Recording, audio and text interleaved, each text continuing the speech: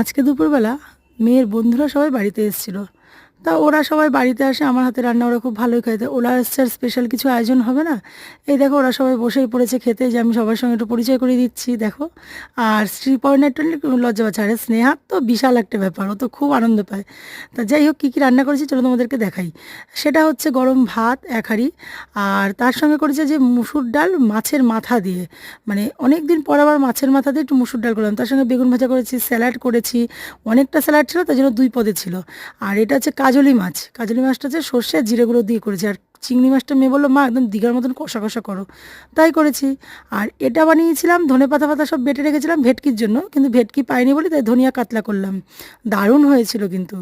আর তার সঙ্গে এই যে লাল লাল সোস টপার, যেটা লাল লাল ঝাল ঝাল খাসির মাংস, সঙ্গে মিহিদানা, স্প্রাইট, আর সঙ্গে মিষ্টি, আর চাটনি রয়েছে, কিন্তু যে পাঁপড়টা ভাজা হয়নি। তো যাই হোক, ওরা খেয়ে খুব আনন্দ পেয়েছে। আর